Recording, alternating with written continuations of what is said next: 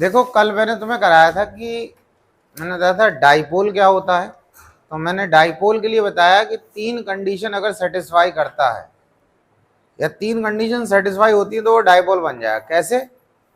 पहली कंडीशन दो चार्ज होने चाहिए और दोनों चार्ज की वैल्यू बराबर होना चाहिए।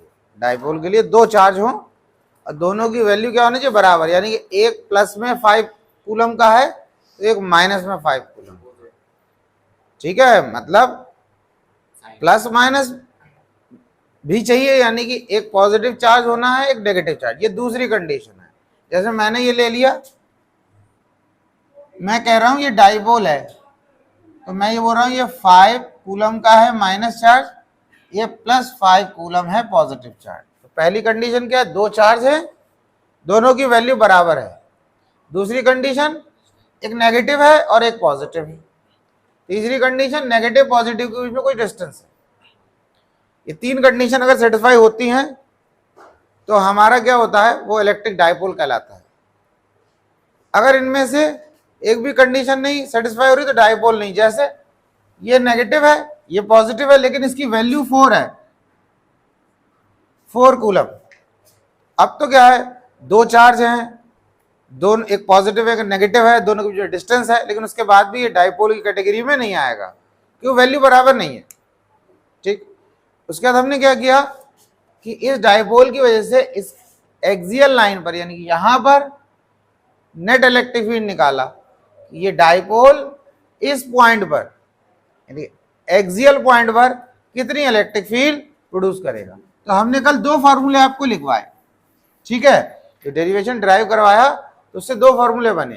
तो मुझे अब ये बताओ कि पहला फॉर्मूला क्या था जो एक्सटेंडेड डाइपोल का था, मतलब डाइपोल शॉर्ट डाइपोल नहीं है तो क्या था? एक minute, E equals to K P to R divided by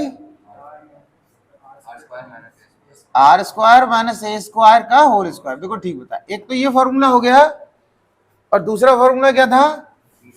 E equals to 2kp upon R cube. ठीक है, ये हमारा पहला वाला जो है और दूसरा, तो दोनों में डिफरेंस क्या है इसी पे डिस्कस करेंगे और इसी पे दो क्वेश्चन करेंगे। एक फॉर्मूले में मतलब एक न्यूमेरिकल में पहला फॉर्मूला यूज होगा और दूसरे न्यूमेरिकल में दूसरा होगा। बात समझ में आ रही है? ठीक है, देखो ये समझ लो कि ये शॉर्ट डाइपोल के लिए है। अब शॉर्ट डाइपोल क्या होता है मैंने बताया, ऐसा डाइपोल जिसकी लेंथ आर के कंपेरिजन इस आर के कंपेरिजन में नेग्लिजिबल हो जाए, वो हमारा शॉर्ट डाइपोल हो गया। ठीक है, अब वैल्यू न्यूमेरिकल करोगे तो आपको कुछ वैल्यू मिलेगी, वैल्यू से आपको आइडिया लगेगा कि हमें कब पहला वाला फॉर्मूला अप्लाई करना है और कब हमें सेकंड वाला फॉर्मूला अप्लाई करना है। बात समझ में आ रही है? ए देखो एक चीज समझना बच्चों, क्या होता है जब भी कोई फॉर्मूला हम लिखते हैं तो उसमें कुछ फिजिकल क्वांटिटीज होती हैं। जैसे इसमें क्या है, ई नेट इलेक्ट्रिक फील्ड को रिप्रेजेंट कर रही है एक डाइपोल की, के इलेक्ट्रोस्टैटिक फोर्स कांस्टेंट है जिसकी वैल्यू जिसको हम लिखते हैं 1/4πε0 और जिसकी वैल्यू होती है 9 × 10⁹। पी इलेक्ट्रिक डाइपोल मोमेंट है और आर जो है डाइपोल के सेंटर से पॉइंट ऑफ ऑब्जर्वेशन यानी जिस पॉइंट पर हमें नेट इलेक्ट्रिक फील्ड निकाली वहां तक का डिस्टेंस है। ये बहुत जरूरी होता है कि किस जो फॉर्मूला है उसमें जो ये फिजिकल क्वांटिटी है वो किस चीज को रिप्रेजेंट कर रही है ये भी पता होना चाहिए, और अगर उससे रिलेटेड डायग्राम है तो आपको डायग्राम में ही पता होना चाहिए कहां पर है पॉइंट, क्योंकि तभी तो आप अच्छे से न्यूमेरिकल कर पाओगे, वरना आपको समझ में ही नहीं आएगा आर क्या है पी क्या है, तो फिर आप क्वेश्चन कैसे करोगे? तो होएगा ही नहीं क्वेश्चन। बस समझ आ रही नहीं आ रही है? ए जो है, ए क्या होता है? डाइपोल की आधी लेंथ, क्योंकि डाइपोल की टोटल लेंथ तो 2a होती है, नेगेटिव चार्ज और पॉजिटिव चार्ज के बीच का जो डिस्टेंस है वो 2a है, तो डाइपोल की आधी लेंथ है। और मैंने रीजन भी बताया था, मैंने कहा देखो बेटा ऐसा है, जो नेगेटिव चार्ज और पॉजिटिव चार्ज है डाइपोल जो हमारे जिसकी बात कर रहे हैं, अगर हम उसकी लेंथ नेगेटिव और पॉजिटिव के बीच की जो लेंथ है या डाइपोल की लेंथ है अगर उसे a ले लेंगे तो हाफ लेंथ क्या हो जाएगी? a/2। तो थोड़ा सा कैलकुलेशन थोड़ा देर लगेगी और कुछ नहीं है। अब 2a ले लेते तो आधी लेंथ a हो जाती तो कैलकुलेशन थोड़ी इजी हो जाती, भाई इसीलिए ऐसा करा है। ठीक है, अब जरा एक क्वेश्चन लिखो और मैं बताता हूं। सीधा आपको क्या करना है, मैं आपको वैल्यूज लिखवा देता हूं। देखो दो चार्ज हैं, एक 5 माइक्रोकूलम का क्वेश्चन, 5 माइक्रोकूलम। भाई दो चार्ज हैं जो एक डाइपोल बना रहे हैं समझ में आया, और उनके बीच में जो डिस्टेंस है वो 4 सेंटीमीटर का है, यानी कि नेगेटिव पॉजिटिव चार्ज जो है उसके बीच का डिस्टेंस जो है वो कितना है 4, यानी कि नेगेटिव पॉजिटिव चार्ज के बीच के डिस्टेंस को हम किससे रिप्रेजेंट करते हैं 2a से। बिल्कुल सही बताया, यही तो चीज है। तो ये हमारा Q हो गया, ये पहला क्या हो गया Q, अभी अभी वही बात करेंगे। अब ये हमारा क्या हो गया 2a, 2a कितना दे रखा है यहाँ पर 2a बताता हूं मैं 4 सेंटीमीटर दे रखा है। बोला है कि ये जो दो चार्ज हैं, एक नेगेटिव चार्ज एक पॉजिटिव चार्ज, उनके बीच में सेपरेशन 4 सेंटीमीटर का है। और क्या दे रखा उसमें दे रखा है कि आपको इंटेंसिटी निकालनी इस डाइपोल की, डाइपोल के सेंटर से 4 सेंटीमीटर पर, यानी कि आपको अगर डायग्राम की बच्चों बात करो तो कुछ ऐसा डायग्राम बनेगा इस तरीके से। ये आपका डाइपोल है, ये आपका नेगेटिव चार्ज है 5 माइक्रोकूलम, और ये +5 माइक्रोकूलम, ये डाइपोल हो गया आपका। अब इस नेगेटिव चार्ज यहां से लेकर यहां तक का डिस्टेंस कितना है 4 सेंटीमीटर, और ये डाइपोल का सेंटर है और ये एक्सियल पॉइंट है, यानी कि एक्सिस पर पॉइंट है। तो आपको यहां से लेकर यहां तक का जो डिस्टेंस है वो भी कितना दे रखा है 4 सेंटीमीटर, ये भी सेम दे रखा है, ये भी 4 दे रखा है, और इन दोनों के बीच का डिस्टेंस भी 4 सेंटीमीटर दे रखा है। ठीक है, ये डिस्टेंस भी 4 सेंटीमीटर सेंटर से यहाँ का भी। आपको करना क्या है, आपको इस डाइपोल की वजह से इस पॉइंट M पॉइंट पर नेट इलेक्ट्रिक फील्ड निकालनी है, इतनी वैल्यू। बात समझ आ रहा है, यानी कि आपको क्या निकालना है, ये E निकालना है। अब मुझे ये बताओ, दो फॉर्मूले रखे हैं, इनमें से आप कौन सा फॉर्मूला अप्लाई करोगे, फर्स्ट वाला सेकंड वाला। अब देखो यहां पर ये जो वैल्यू दे रखा है ये 2a है, और ये जो 4 सेंटीमीटर है ये क्या दे रखा है r है, r कितना है 4 सेंटीमीटर। अब मुझे ये बताओ, क्या आप इस 2a की वैल्यू को, जो 2a दे रखा है, उसे r के कंपैरिजन में नेग्लेक्ट कर सकते हो। मतलब ये जो 2a वैल्यू दे रखी, डाइपोल की लेंथ दे रखी है, क्या इस r के कंपैरिजन में नेग्लिजिबल, वो तो बराबर ही है। और बराबर भी छोड़ो, अगर ये होता 1 सेंटीमीटर और ये होता 4 सेंटीमीटर, तब भी हम ऊपर वाला ही फॉर्मूला लगाते, क्योंकि आप देखो नेग्लिजिबल कैसे होता, आप ऐसे समझा करो, कंपेयर करो, तो पैसे से अंदाजा लगा लिया करो। बहुत अच्छे तरीका बता रहा हूँ। कई बार बच्चे क्या कहते सर ऐसे कैसे पता चल रहा है कि कब नेग्लिजिबल है, ऐसी कोई वैल्यू तो लिखी हुई है नहीं फिक्स। भाई कोई वैल्यू तो कहीं पर ऐसी ढूंढना है, कहीं बुक में नहीं लिखी हुई है कि भाई किसको नेग्लिजिबल माने किसको नहीं माने। तो उसका तरीका यह है कि आप ऐसे समझो, आप कोई मार्केट में चीज खरीदने जा रहे, अब कब वो कितने पैसे छोड़ सकता है उसके हिसाब से अंदाजा लगेगा। देखो अब मान लो आप 100 रुपए की चीज खरीदने जा रहे हो फॉर एग्जाम्पल, और आपके पैसे कितने बने 102 रुपए, तो 102 रुपए बनेंगे तो वो क्या बोलेगा, कहेगा छोड़ो। मतलब ऐसे मॉल वाल की बात नहीं कर रहे, वहां तो वो 2 रुपए ले लेगा वो तुमसे, वो कहेगा यहाँ कोई चक्कर नहीं है। ठीक है, तुम कहो ये तो क्या कौन सी थ्योरी बता रहे, वहां तो 101 रुपए तो कहा एक चेंज दो, क्योंकि अगर पता चला वो 1 रुपए सबका छोड़ने लगा तो शाम को तो उसको दे रहे, पता 200-400 का बिल काट दिए तो इतने पैसे कहाँ से देगा। तो वो उसके आदमी जनरल, अगर हम दुकान पे सामान लेते 102 रुपए बन गए तो वो कहा 2 रुपए छोड़ो, सही है नहीं सही है।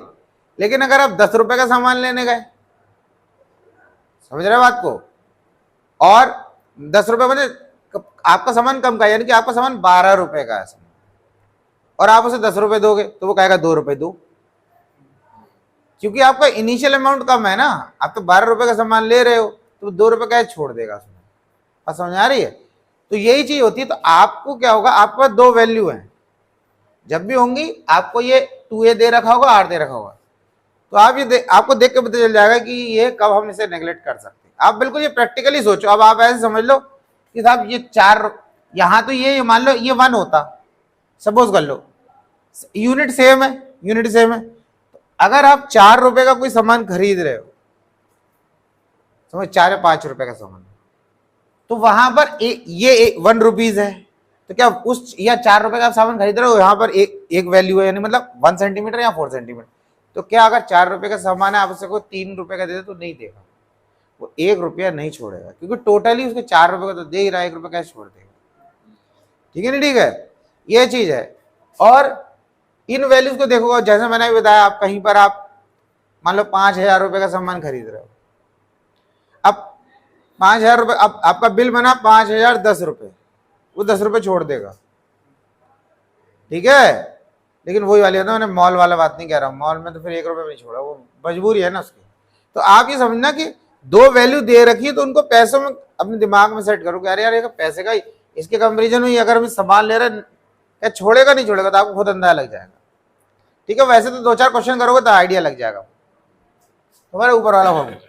तो अब हमने क्या करना है, ऊपर फॉर्मूला लगना है, तो हमने क्या करना है, ई। अब के की वैल्यू 9 × 10⁻⁹। अब पी, अब देखो, अब यहां पी तो दे ही नहीं रखा है।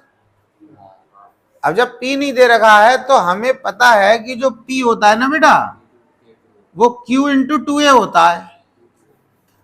तो इस P की जगह हम मान लेंगे Q × 2A।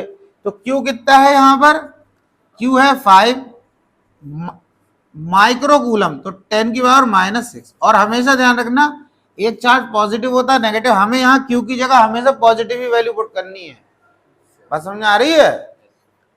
अब इंटू 2A, अब 2A कितना दे रहा है, यहां से यहां तक का डिस्टेंस, यानी सेंटर से पॉइंट ऑब्जर्वेशन तक का डिस्टेंस कितना है, 4 है। तो ये क्या हो गया आपका 2A।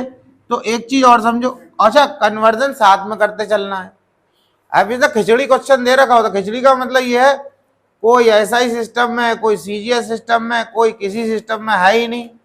अब भाई जैसे माइक्रोकूलम है, तो माइक्रोकूलम कोई CGS यूनिट थोड़ा ही ना है, कूलम SI यूनिट है। अब जैसे मान लो ग्राम है, तो ग्राम जो है वो CGS है और किलोग्राम SI है। अब उनने दे दिया मिलीग्राम, अब मिलीग्राम ना CGS में ना SI में, तो मिलीग्राम को पहले ग्राम में करा, फिर उसे किलोग्राम में करेंगे। तो ये थोड़ा कन्वर्जन का ध्यान रखना है, ठीक है। थोड़ा देखो न्यूमेरिकल में यही गेम है, अगर थोड़ा सा कन्वर्जन सही है, थोड़ी कैलकुलेशन सही है तुम्हारी, और तुमने फिर थोड़ा फॉर्मूले पे एफर्ट किया, फिर आपका क्वेश्चन होना शुरू हो जाएगा। ठीक है, कोई ऐसा नहीं कि इतना हो बहुत मुश्किल काम है। सर इसमें 2A तो सर वो ये इन दोनों की डिस्टेंस नहीं 2A यहाँ से यहाँ के बीच का डिस्टेंस है, हाँ तो वही तो लेंगे, सॉरी यहाँ से यहाँ का लेंगे, ये सॉरी ये नहीं, ये तो R है ना, तो 2A वही है, वैल्यू दोनों बराबर है। तो हम क्या करेंगे, 2A यहाँ से यहाँ तक का डिस्टेंस है, तो ये हो गया 4 और इंटू 10⁻⁻2 सेंटीमीटर से मीटर में कर लिया। अब ये हमारे P की जगह वैल्यू आ गई, P की जगह यहाँ वैल्यू पुट कर देंगे, तो क्या हो जाएगा 5 × 10⁻⁻6 इंटू 4 इंटू 10⁻⁻2, ये हो गया। अब ये कितना काम हो गया हमारा, चलो P की वैल्यू है, अब 2 की जगह तो 2 लिखेंगे। अब आ गई R, R कितना है, यहाँ हमने बोल ही रखा, ये हमारा R है, ये जो 4 सेंटीमीटर है, R हमारा कितना है 4 सेंटीमीटर, क्योंकि डाइपोल के सेंटर से पॉइंट ऑब्जर्वेशन तक का डिस्टेंस जो होता है वो R होता है। ना रेडियस थोड़ी, मतलब ऐसे थोड़ी रेडियस, डिस्टेंस को R से रिप्रेजेंट कर रहे हैं। ऐसे ग्रेविटेशनल फोर्स का फॉर्मूला आपने नहीं पढ़ा, आपको पता, बोला 2 चार्ज हैं, वो सॉरी 2 मास हैं, एक का मास m1 है, एक का मास m2 है, इनके बीच में डिस्टेंस r है। तो ऐसे फॉर्मूला पढ़ते हैं, F = K m1 sorry G m1 m2 upon r²। तो कहने का मतलब ये है कि यहां पर जो है r इन दोनों के बीच का डिस्टेंस तो है, रेडियस थोड़ा ही ना है, सही ना। R जो होता है रेडियस के लिए भी होता है, लेकिन डिस्टेंस का तो यही तो चीज है। जब आपने एक फॉर्मूला डिराइव कर लिया तो आपको पता होनी चाहिए उसमें जो फिजिकल क्वांटिटी है वो किसको रिप्रेजेंट कर रहे हैं। अब ये हो गया देखो 2, अब R की जगह क्या लिखेंगे 4 सेंटीमीटर, अब सेंटीमीटर तो कन्वर्ट करना है, तो कितना हो जाएगा 4 × 10⁻⁻2 अब अपॉन, अब ये R की जगह क्या लिखेंगे, अब इधर देखो हम क्या करेंगे, लिखेंगे 4।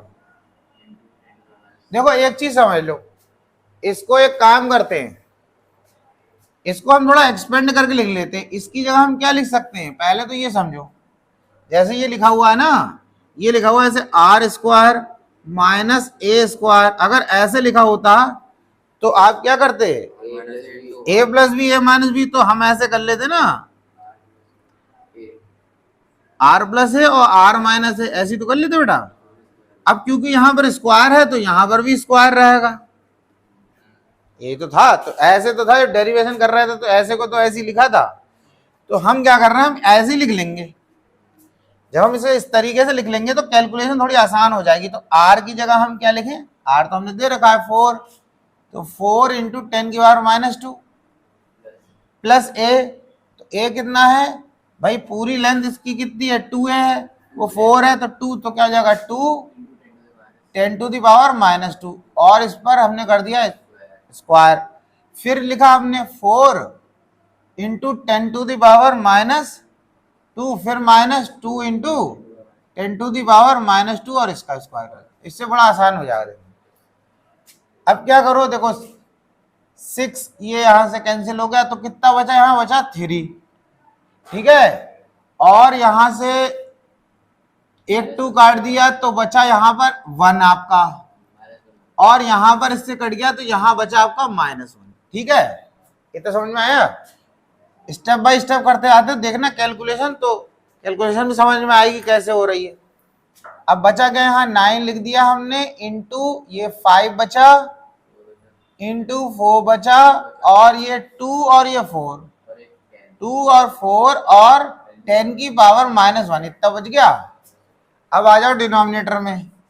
अब देखो ये दोनों पावर तो सेम है, तो ये वैल्यू डायरेक्ट इसमें ऐड हो जाएगी, 4 और 2 6 हो जाएगा, 6 इंटू 10⁻⁻2, और इसका स्क्वायर है ना, नहीं अभी इसका स्क्वायर, चलो इस पे लिख देता हूँ, फिर अगले स्टेप स्क्वायर हो गया।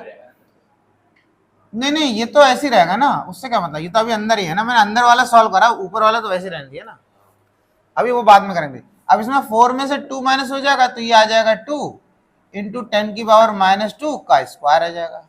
इतना समझ में आ गया। अभी हम इसमें कुछ चेंज नहीं कर, अभी ऊपर वाली लाइन को तो ऐसे लिख दे रहे हैं, 9 into 5 into 4 into 2 into 4 into 10⁻⁻1, ठीक है।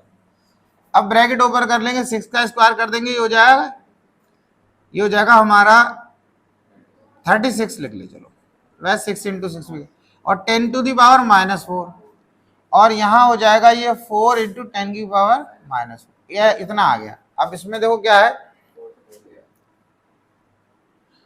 एक 9 4 36, ये कट गया। अब इस 4 से ये वाला 4 कट गया, इस 4 से ये वाला 4 कट गया, ठीक है। अब क्या क्या बचा इसमें, ये बचा आपका 5 2 या 10, ये हमने कर लिया 10। अब ये भी हमारा सॉल्व हो गया। ऊपर तो और एक ये बचा हमारा 10⁻⁻1, और नीचे क्या है 10⁻⁻4, 10⁻⁻4 तो कितना गया 10⁻⁻8 आ गया, ठीक है। अब 10⁻⁻8 आ गया तो एक पावर चली गई, ये इससे कट जाएगा, तो क्या आ जाएगा 10 इंटू 10⁻7। अब ये 10⁻⁻7 था नीचे, ऊपर जाएगा प्लस का, तो ये क्या हो गया 10⁻8 हो गया। तो ये ई जो आ गया हमारा 10⁸। अब ई की देखो इस फॉर्मूले के हिसाब से यूनिट मत सोचो, इसके हिसाब से तो मामला गड़बड़ाएगा। तुम छोटा फॉर्मूला एक E equals to F upon Q था, इसके अकॉर्डिंग यूनिट क्या होती थी न्यूटन पर कूलम, इसके अकॉर्डिंग याद रखना है, तो न्यूटन पर कूलम। बात समझ में आ गई। और इसमें सर ये क्या था, वही इलेक्ट्रिक फील्ड था। हाँ ये इलेक्ट्रिक फील्ड है, इसमें जो ई है इसमें भी इलेक्ट्रिक फील्ड है, ये भी इलेक्ट्रिक, बस ये फर्क ये डाइपोल की इलेक्ट्रिक फील्ड है वो उसकी। देखो बात ऐसे समझना है, फोर्स चाहे हाथी लगा रहा हो, चाहे इंसान लगा रहा हो, कोई मशीन लगा रही है, अगर कोई भी फोर्स की बात करेगा तो कौन लगा रहा है इससे यूनिट थोड़ी चेंज होगी, बात तो फोर्स की चल रही है ना, समझ आ रही बात, तो वो उसकी यूनिट एक ही रहेगी। अब एक चार्ज की इलेक्ट्रिक फील्ड है, दो चार्ज मिलकर कितनी इलेक्ट्रिक फील्ड प्रोड्यूस कर रहे हैं उससे क्या मतलब है तो इलेक्ट्रिक फील्ड, इसलिए यूनिट सेम है। इन ये तरीका है, जैसे दो फॉर्मूले हैं, एक छोटा है एक बड़ा है। अब बड़ा फॉर्मूला पर बेस्ड न्यूमेरिकल है तो आपको उसके अकॉर्डिंग यूनिट मत याद रखो, जो छोटे फॉर्मूला है उसके अकॉर्डिंग याद रखो। अब इसके अकॉर्डिंग अगर आप सोचे कोई बच्चा मैं बना लूं तो के की पता हो, पी की पता हो, 2r की वो आर की पता हो, फिर नीचे तो दिक्कत है ना, थोड़ा सा याद है तो कोई बात नहीं। अब इससे अगर है तो फोर्स की पता है, चार्ज की पता, फट से बन गया, ठीक है। अब इसी तरीके से अब एक दूसरा क्वेश्चन करेंगे जिसमें हम ये वाला फॉर्मूला है उसमें देखेंगे वैल्यू, इसको नोट कर लो। तो जो दूसरा क्वेश्चन है उसमें दो चार्ज हैं 10 माइक्रोकूलम के, यानी कि हमारा ये हो गया 10 माइक्रोकूलम हो गया, और उनके बीच का जो सेपरेशन है वो दे रखा है 5 mm, मतलब मिलीमीटर, और जो उसमें एक्सेसिबल इलेक्ट्रिक फील्ड निकालनी है जो आर दे रखा है वो दे रखा है 15 सेंटीमीटर। 15 सेंटीमीटर, ये मिलीमीटर में दे रखा है, वो सेंटीमीटर में दे रखा है। और इसमें क्या निकालना है, यानी कि ये जो डिस्टेंस है ये आपका 5 mm और आर दे रखा है 15। ठीक है, अब एक चीज देखो, यहां पर ये 15 दे रखा है तो डाइपोल की लेंथ 1 या 2 सेंटीमीटर भी नहीं है, ठीक है, 5 mm में है, बहुत कम है ना। नहीं, फोर्स के बात से मत थोड़ी है, ये तो डिस्टेंस की बात कर रहे हैं। तो अब आप बताओ, आपको लग रहा है ये 5 mm को इसके कंपैरिजन में नेगलेक्ट कर सकते हैं, नहीं कर सकते, क्या लग रहा है? बस तो देखो, आपको वैल्यू देख के ही आइडिया लगेगा। ठीक है, अब मैं एक बात है, एक और बात बताऊं, सपोज कर लो कोई ऐसी वैल्यू आ गई, आप कह रहे हो सब कंफ्यूज हो गए, हम तो समझ में ही नहीं आ रहा है। भाई ऐसा भी तो सकता है, कोई जरूरी थोड़ा ही बच्चा का हर बार अभी तो चलो कह दिया। मान लो कोई ऐसी वैल्यू आ गई जिसमें लग रहा है, बोले सर 50% पे आ गए हम, तो लग रहा था एक थोड़ी देर के लिए लग रहा है ये फॉर्मूला लगा, थोड़ी देर के लिए लग रहा है ये फॉर्मूला लगा, तो उसका एक सबसे अच्छा ऑल्टरनेटिव ये है कि आप ये फॉर्मूला लगा दो, कहानी खत्म। देखो एक चीज समझ लो, ये फॉर्मूला चाहे डाइपोल शॉर्ट हो या ना हो, ये दोनों में लग जाता है। ये फॉर्मूला सिर्फ शॉर्ट डाइपोल में लगेगा। अब ये क्वेश्चन आता है कि जब ये दोनों जगह लग जाएगा तो ये क्यों कर लिया, ये क्यों बना लिया? ये इसलिए बना लिया, शॉर्ट डाइपोल अगर है और हम ये फॉर्मूला लगाते हैं तो हमारी कैलकुलेशन आसान हो जाती है। उस बात ये है, बस में कैलकुलेशन आसान हो जाती है। आप, मैंने क्या सबसे अच्छा तरीका बताया, आप कंफ्यूज, आपको पता नहीं चल रहा है यार कोई वैल्यू देख के कि ये लगाएं तो आप ऊपर वाला लगा दो, आपका तो आंसर 100% आएगा। बस क्या होता है, थोड़ा कैलकुलेशन टिपिकल हो जाती है। ठीक है, हाँ, अगर जैसे आप ये नहीं डिसाइड करवा रहे शॉर्ट वाला, ये वैल्यू ऐसी मिल गई, आप कह रहे यार इसको देख के नहीं पता चल पा रहा है, खाली मतलब इसमें नेगलेक्ट करेंगे ए को, मतलब पी किएगा तो वो ए रखेंगे नहीं, पी वाला तो ये रखेंगे, ये वाला ये नेगलेक्ट होगा सर। हाँ, वो पी वाला ये नहीं। अगर एक चीज है ना, अगर मान लो बिल्कुल सही, इसका क्वेश्चन ये है कि जो पी है इसमें भी तो क्यू इंटू 2a आ रहा है, तो कह रहा है उसे नेगलेक्ट, तो एक रीजन समझो, अगर उसे हमने नेगलेक्ट कर दिया तो ये जीरो हो जाएगा, और जीरो तो सब कुछ जीरो। ऐसे बच्चों के साथ तो हो जाता, बढ़िया रहता, सब झाड़ी खत्म हो जाता, बोले एक फॉर्मूला ही खत्म। नहीं, ऐसा नहीं, तो वो नहीं हो, ये सिर्फ होगा। और एक रीजन समझना है दूसरी कि ऐसा क्यों हो रहा है, उसका पक्षपात क्यों हो रहा है कि ऊपर वाला ए नेगलेक्ट नहीं हो रहा, नीचे वाला ए नेगलेक्ट हो रहा है। भाई देखो, ये ए है, अगर ये ए डेसिमल में है तो ए का स्क्वायर है, तो आपको पता है जब हम दो नंबर का प्रोडक्ट करते हैं तो वैल्यू बढ़ती है, लेकिन अगर हम दो डेसिमल के नंबर का प्रोडक्ट करते हैं कम हो जाती है। जैसे मैं कहूँ 5 × 5 25 बढ़ गया, लेकिन 0.5 को मल्टीप्लाई कर दूं तो वो 0.25 यानी कि आधे आधे का मल्टीप्लाई करा तो 1/4 आ गया। अब यहां पर क्या है, यहां पर भी ए होगा, लेकिन वो ए क्यू से भी मल्टीप्लाई होगा, फिर वो के से भी मल्टीप्लाई होगा, फिर ये आर सिर्फ वो ए ही तो छोटा है, उससे मल्टीप्लाई होने वाले तो सब बड़ी वैल्यू है। अधिकतर 4 जरूर होता है जो माइक्रो मतलब 10⁻⁻6 की फॉर्म में होता है, लेकिन बाकी के की काफी बड़ी वैल्यू है, 9 × 10⁻9 और ये आर भी। तो इसीलिए पी में जो ए आ रहा है वो नेग्लेक्ट नहीं किया जाता, क्योंकि वो प्रोडक्ट होने के बाद इतनी छोटी वैल्यू रहेगी नहीं सबके साथ मल्टीप्लाई में ना। लेकिन ये तो अकेला ही है, इसका स्क्वायर करोगे और छोटा हो जाएगा, तो इसलिए इसको नहीं लगा। और एक रीजन ये समझो, अगर उसी को कर देंगे तो बचेगा क्या हमारे पास। ठीक है, ठीक, तो अब क्या हो गया, अब हम लगाएंगे फॉर्मूला। तो ये हो गया ई एक्सियल पॉइंट पे, एक्सियल भी लिख सकते हैं क्योंकि एक्सियल पॉइंट पे निकाल रहे हैं ना हम, तो 2 के प्लेस पे तो 2 लिख दिया और k की जगह 9 इंटू 10⁻9 लिख दिया। अब p क्या होता है, p जो है वो है q इंटू 2 है। अब q की वैल्यू कितनी दे रखी है, 10 माइक्रो कूलम, तो हमने लिखा 10, यहां मैं लिख देता हूं पहले 10 इंटू 10⁻⁻6, ये हो गई q की वैल्यू। और 2a कितना है, 2a इन दोनों चार्ज के बीच का डिस्टेंस, तो कितना हो जाएगा 5 इंटू -3। मिलीमीटर को मीटर में कन्वर्ट करने के लिए -3 10⁻³ से क्या करेंगे, 5 को जब हम 10⁻³ से मल्टीप्लाई कर देंगे तो मिलीमीटर का मीटर में हो जाएगा, ठीक है। और ये माइक्रो कूलम को कूलम में कन्वर्ट करने के लिए 10⁻⁻6 से मल्टीप्लाई करते हैं, तो ये कूलम में हो जाएगा, यानी कि अब ये कूलम में हो गया और ये वैल्यू हमारी किस में हो गई, मीटर में हो गई। समझ आ रही बात। और वैसे भी पी का जो यूनिट होती क्या होती है, कूलम मीटर होती है।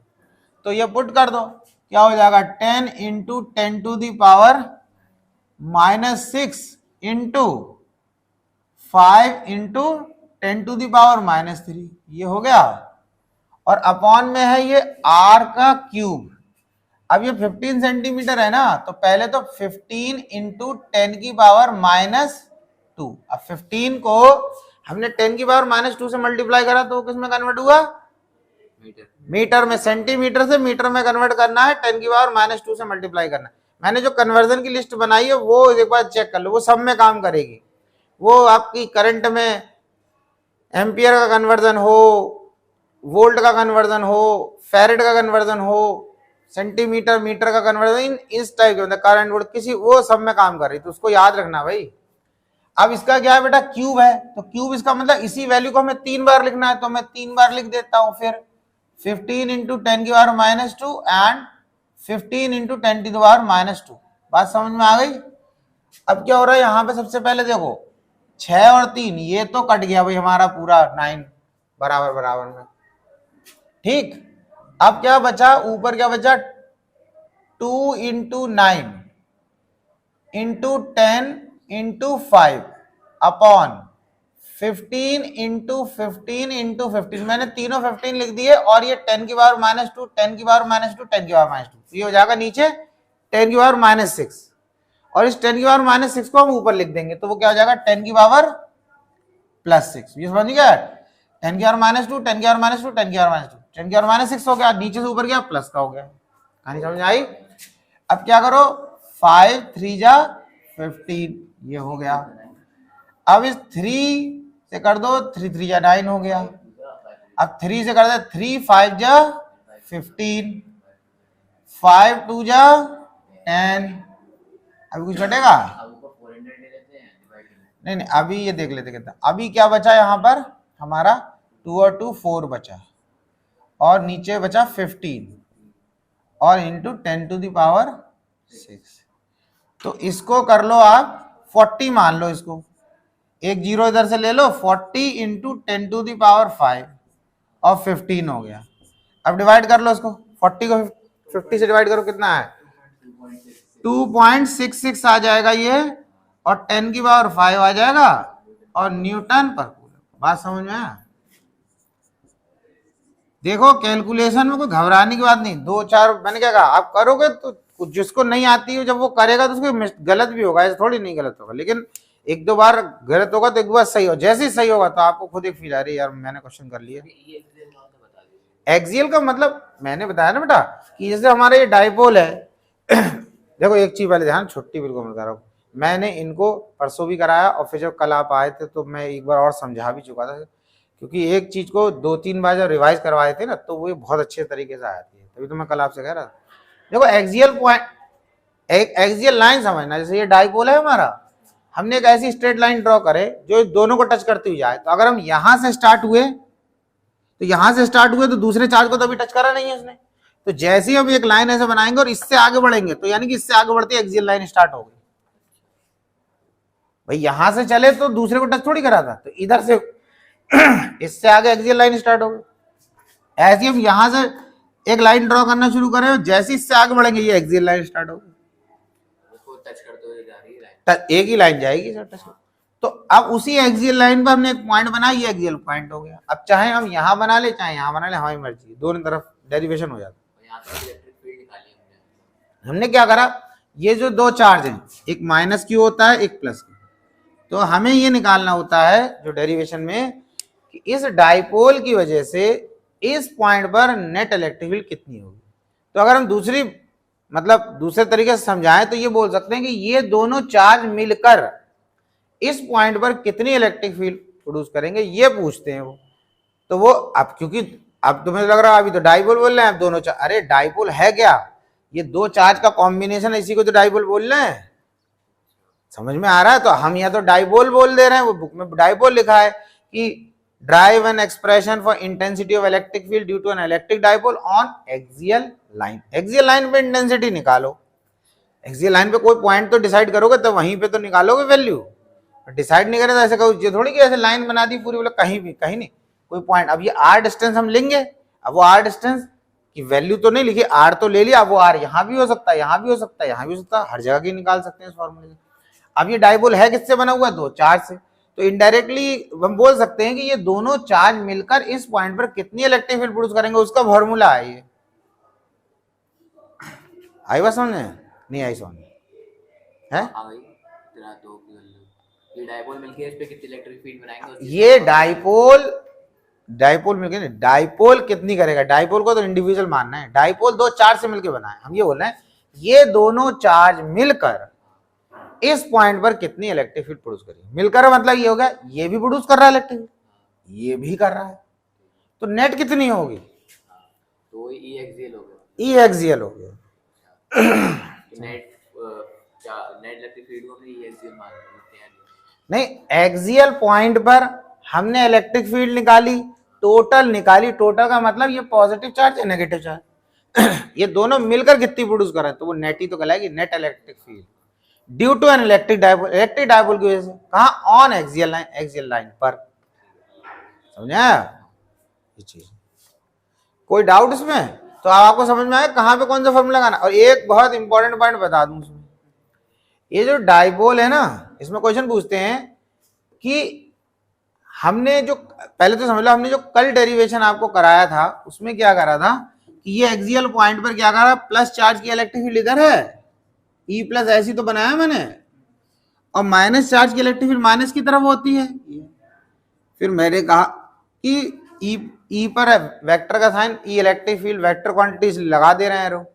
हमने कहा कि इस एम पॉइंट पर नेट इलेक्ट्रिक फील्ड किधर होगी, तो बताया इसकी इलेक्ट्रिक फील्ड ई प्लस की ज्यादा है, ई माइनस की इस पॉइंट पर कम है। क्यों? क्योंकि भाई इससे इसका डिस्टेंस कम है तो इलेक्ट्रिक फील्ड ज्यादा प्रोड्यूस करेगा, ये दूर है तो कम प्रोड्यूस करेगा। तो जो नेट इलेक्ट्रिक फील्ड हो गई एम पॉइंट पर, उसका डायरेक्शन ये हो गया E net, net electric field हो गई। अब इलेक्ट्रिक डाइपोल मूवमेंट का डायरेक्शन हमेशा नेगेटिव से पॉजिटिव होता है, यानी कि पी का डायरेक्शन जो होता है वो हमेशा नेगेटिव चार्ज से पॉजिटिव चार्ज की तरफ होता है। तो पी का डायरेक्शन भी लेफ्ट टू राइट, ई का डायरेक्शन भी लेफ्ट टू राइट, तो ई और पी के बीच में एंगल कितना बन गया, 0। तो ये एक इंपॉर्टेंट क्वेश्चन है, ठीक है, शॉर्ट आंसर क्वेश्चन जो है ना 1 मार्क्स वाला, ये आपसे पूछ सकते हैं। तो आप इसको नोट करके लिख लो, इसको आप नोट करके लिख लो।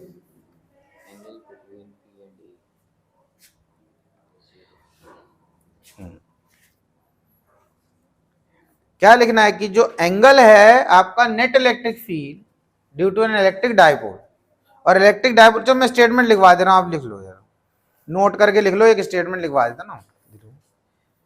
The angle between net electric field due to an electric dipole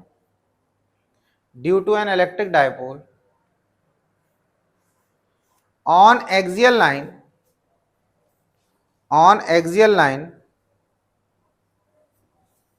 and electric dipole moment is zero.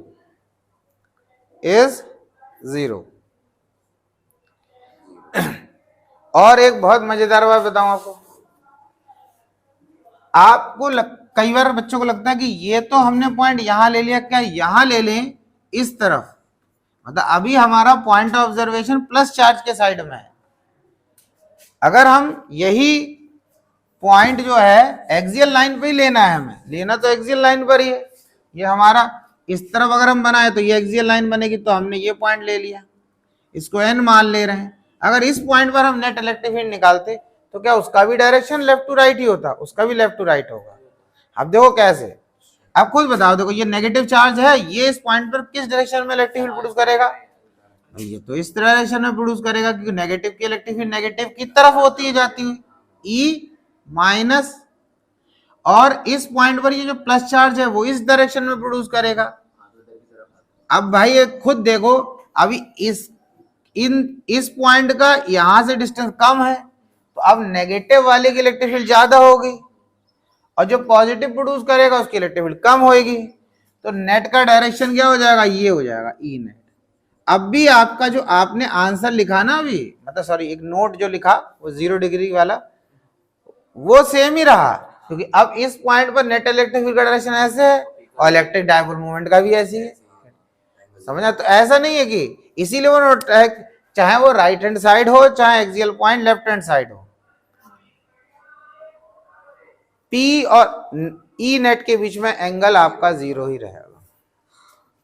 बात समझ आ गई। तो देखो ऐसा ना जो करा रहे हैं तो उसमें क्या करेंगे, ये करेंगे जैसे कोई डेरिवेशन करा देंगे तो उसके साथ आपको 1-2 क्वेश्चन, बाकी तो एनसीईआरटी के तो मैं कराऊंगा ही कराऊंगा, लेकिन उसके साथ साथ करते जाओगे ना तो समझ में आता रहेगा कि भाई हमने ये जो फॉर्मूला पढ़ा तो एक्सप्रेशन आया। देखो जो कितने डाउट आ रहे हैं, जैसे आर क्या है इसमें, 2a क्या है। अब ये क्वेश्चन कर लिया तो आपको समझ में आ रहा होगा ये भाई आर क्या है, ए क्या है, 2a। अगर आप ये दोबारा से डेरिवेशन आप करते हो ना, जैसे अब एक बार प्रैक्टिस दोबारा करो तो आपको काफी क्लियरिटी आ जाएगी एकदम। तो इसीलिए कोई भी डेरिवेशन करो ना तो डेरिवेशन के बाद उससे रिलेटेड पहले 2 सिंपल से क्वेश्चन कर लो। वो सिंपल से क्वेश्चन क्या करेंगे, हर फिजिकल क्वांटिटी की आपको इंपॉर्टेंस और उसकी बारे में क्लियर कर देंगे क्या है, और उसके बाद आपने उस लेवल बढ़ाते जाओ। पहली बार में तगड़ा पकड़ लिया वो सॉल्व हुआ नहीं, नेगेटिव हो गया तो सही। इसलिए ऐसा क्वेश्चन पकड़ लें, पहले बार में ऐसा कर रहा क्वेश्चन पकड़ लिया। और ऐसी पढ़ाई में भी ध्यान रखो, जैसे तुम पढ़ने बैठते हो माइंड फ्रेश होता है तो पहले ये सोचा करो कैसे ज्यादा चीज कवर करना है। कोई ऐसे क्वेश्चन में नहीं घुस गए जो पता लगा आधे घंटे तक लगे रहे, उसने दिमाग थका दिया, हटाओ यार ये समझ आ नहीं रहा, ये बोले तभी फिजिक्स समझ में नहीं आती है। तो कुछ तो गलत कर लिया तुमने, ऐसा कर रहा क्वेश्चन पकड़ लिया वो हो ही नहीं रहा तुमसे। तो उसमें क्या करना है, उसमें ऐसा जैसे तुमने कोई क्वेश्चन, मैं टफ क्वेश्चन को मना भी नहीं कर रहा हूँ, जैसे तुमने कोई, चलो तुम्हें तो पता ही नहीं चल रहा, तुमने तो कोई जनरल क्वेश्चन पकड़ लिया, अब वो निकला टफ, जहां तुमने 5-7 मिनट लगाए तुमसे न्यूज पे लगाओ टिक, अब ऐसा हटाओ, ऐसे सर से पूछेंगे बस, तो क्या टीचर उसने आपको करा देगा बस, उसमें आपको आसानी हो जाएगी। अब दूसरा क्वेश्चन हो जा रहा था कर ले, मगर ये नहीं कि बोले आज मैं इसको ही करके दम लूंगा तो पता लगा वो हुआ ही नहीं, ठीक है। तो दम कह लिया, उसके बाद बोले ऐसा हटाओ इसको, थोड़ी देर घूमने आ रहा है। मैंने देखा ना कई बार ऐसा हो यार, क्वेश्चन करते रहे करते करते देखा क्वेश्चन एक भी नहीं हुआ, बोले अरे आधा घंटा हो गया सर, दिमाग खराब कर दिया इस क्वेश्चन ने। जी तो एक तरीका भी है ना हर चीज का, देखो एक अप्रोच होती है किस तरीके से पढ़ना है, किस तरीके की चीज याद करना है। तो ये चीज जो भी आपको बताते हो ना टीचर, ऐसा नहीं कि मैं ही बता रहा हूँ, देखो कोई भी टीचर आपको स्कूल में बताया कहीं, सब अपने एक्सपीरियंस के हिसाब से बच्चों के लिए बताते। तो हमेशा जो टीचर बोले ना, चाहे आपके स्कूल का है कहीं भी है कोई, जो आपके कोई ऐसे बच्चे सीनियर हैं तो उनकी बात जरूर सुनो। अब मैं ये भी नहीं कह रहा हूँ कि सबकी बात पे फॉलो करो, कई चीजें ऐसी होती हैं जो आपसे मैच भी नहीं करेंगे तो कोई बात नहीं, उनको छोड़ दे, लेकिन कुछ टिप्स ऐसे होते हैं जो जनरल जो सब ज्यादा लोग बोल रहे हैं उन चीजों को तो फॉलो ही कर लेना चाहिए, मुझको तो फायदे रहा है। तो टीचर तो खाते रहो बच्चों के हिसाब से बताते ना कि जी, और आपको अगर ऐसा कुछ लग रहा तो भाई अपनी प्रॉब्लम अपने टीचर के साथ डिस्कस कर लो, तो टीचर इंडिविजुअली आपके हिसाब से बता देगा, जो आपको पढ़ा रहा होगा तो जाहिर सी बात है वो आपको बताएगा आपके साथ देख, ठीक है ना। तो डॉक्टर होता है, पेशेंट के हिसाब से उसका प्रिस्क्रिप्शन अलग होता है, तो ऐसी टीचर बता देगा बच्चे के साथ। समझ आ गई बात, ठीक। तो अब क्या कराएंगे, कल करवाएंगे इसी का दूसरा डेरिवेशन है कि एक डायपोल है उसमें इक्वेटोरियल लाइन पे इलेक्ट्रिक फील्ड निकालेंगे, तो उस पर डेरिवेशन कराएंगे, फिर उसी से रिलेटेड क्वेश्चन कराएंगे, ठीक है। तुम डेरिवेशन कर लेना उसकी प्रैक्टिस, ठीक है, बहुत आसान सा है, कोई टफ नहीं है। हाँ कहीं तो सोचो टफ है।